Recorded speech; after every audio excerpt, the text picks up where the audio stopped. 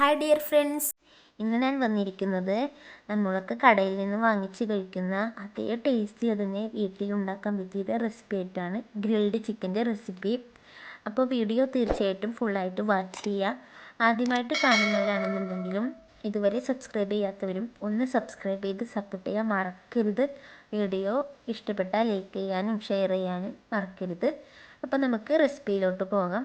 ഞാനിവിടെ grilled chicken തയ്യാറാക്കുന്നതിന് വേണ്ടി ഒരു കോഴിയാണ് എടുത്തിരിക്കുന്നത്. അത് നമുക്കൊന്ന് കുക്കറിലിട്ട് കൊടുത്തിട്ട് നമുക്കൊന്ന് വേവിക്കാൻ വെക്കാം.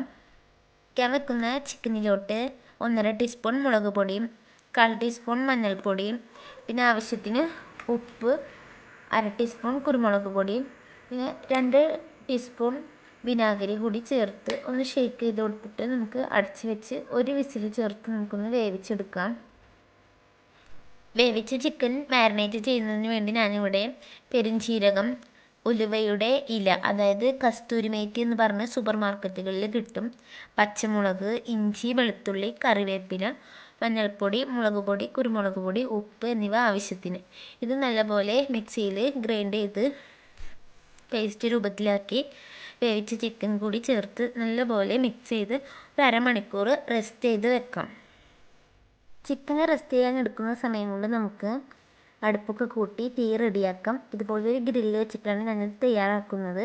ചെറിയ ചെറിയ വിറക് കഷ്ണങ്ങളൊക്കെ ചേർത്ത് കൊടുത്ത് ആദ്യം തീ പെരുപ്പിച്ചതിന് ശേഷം കുഞ്ഞു കുഞ്ഞു വിറക് കൊള്ളികളൊക്കെ ചേർത്ത് ഒന്ന് ലെവലായി വരുമ്പോൾ ചിരട്ട പൊട്ടിച്ച് അതിൽ ചേർത്ത് കൊടുക്കുക. അതിനുശേഷം അല്പം വിറക് കൂടി ചേർത്ത് കൊടുത്ത് നല്ലപോലെ കനൽ ചൂടായി വരുമ്പോഴാണ് ഗ്രില്ലിൽ ചിക്കൻ ചേർത്ത് പ്രസ് ചെയ്ത് വെച്ച് അതിൽ ചുട്ടെടുക്കേണ്ടത്. അപ്പോൾ നമുക്ക് ഗ്രില്ലിൽ ചിക്കൻ വെച്ച് കൊടുത്ത് നമുക്ക് അടച്ച് വെച്ച് ജസ്റ്റ് ചുട്ടെടുക്കാം. ജസ്റ്റ് ഒന്ന് വന്നതുകൊണ്ട് അതിന് ചുട്ടെടുക്കേണ്ട ആവശ്യമില്ല. അപ്പോൾ ചിക്കൻ നല്ലപോലെ വെന്തിട്ടും ചുട്ട ആ ടേസ്റ്റിൽ നല്ലപോലെ റെഡി ആയിട്ടുണ്ട്. കടയിൽ നിന്ന് മേടിക്കുന്ന അതേ ടേസ്റ്റിൽ തന്നെ നമുക്ക് കഴിക്കാം.